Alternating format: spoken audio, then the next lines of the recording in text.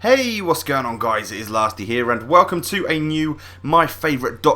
squad builder. Today we will be going with Germany, that is right, the Germans. You can get some pretty decent German cards on Ultimate Team this year, and I will show you who I believe are my favourite players in my favourite squad.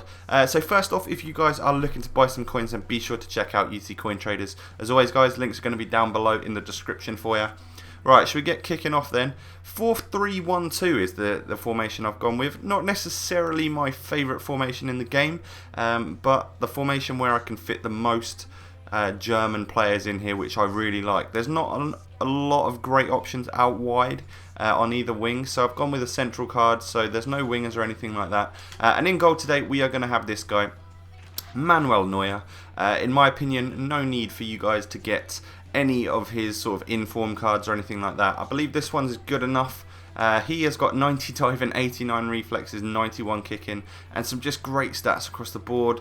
What a keeper he is. I think the main thing about him, he's 6'4", great reflexes, and his kicking is unreal. His throwing and his kicking, that's what puts him right up there and probably one of the best keepers in the game, because his distribution is just unreal. He really is awesome, and I like him for that. Okay then, so my left back is going to be this guy. Silver is going to be Low or Löwe. I'm not quite sure how you pronounce it. I do apologise for that. But this guy has got 84 pace and then some decent sort of 60 stats across the board.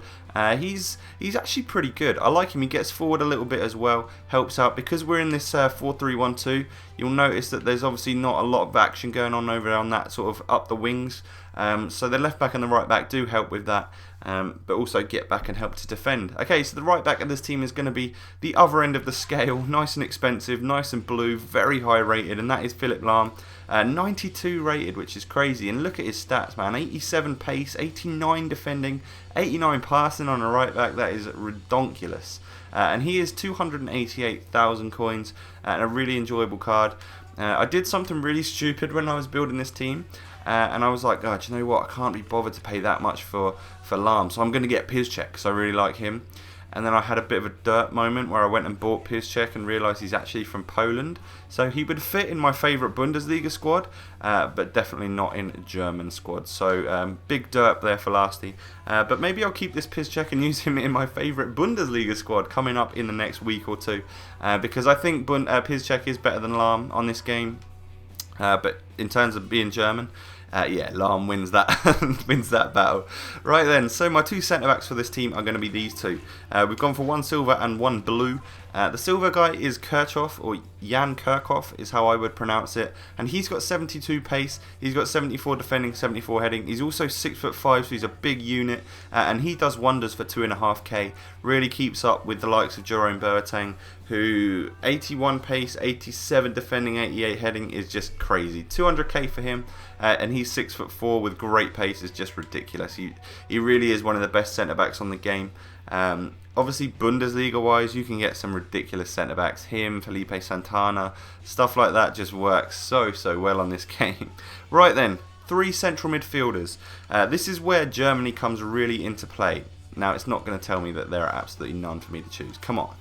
Really? Come on, EA, what are you doing? Right, there we go. See, we do have midfielders. In the centre, we are going to have Gotze. On the right, we're going to have Müller, and on the left, we are going to have Gundogan.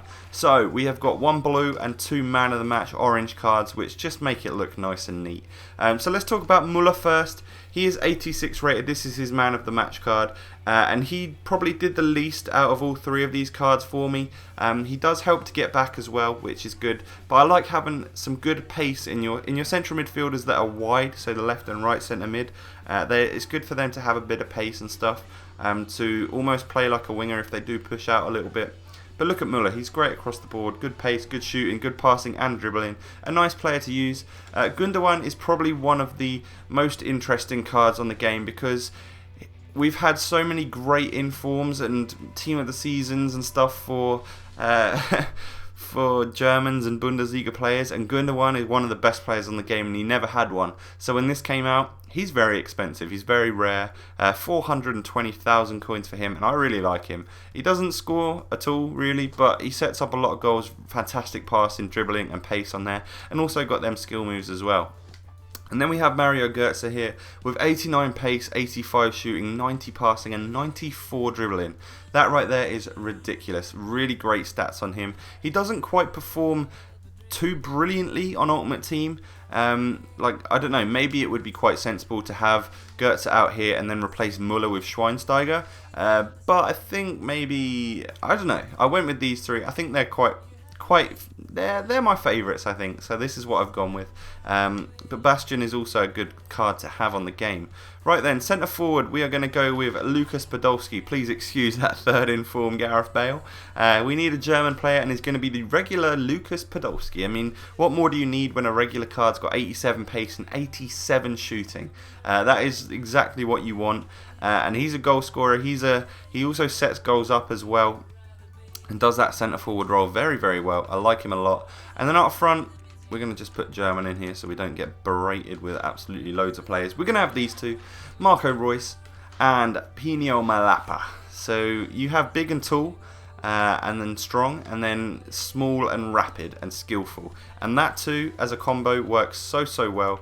Like Malapa, he's one of my favourites in the game, silver-wise. As you can see, they're pretty much a goal a game for me. 6'4". 84 pace, he's good in the air, he's great at shooting, he's very strong, and I like him a lot. What a player, what a team actually. Whoa, let's go back into there. Don't do that, Lasty. But yeah, what a team this is. Really awesome. The price of which will be on your screen right now. Let's move into some of the goals I scored with my favourite German squad.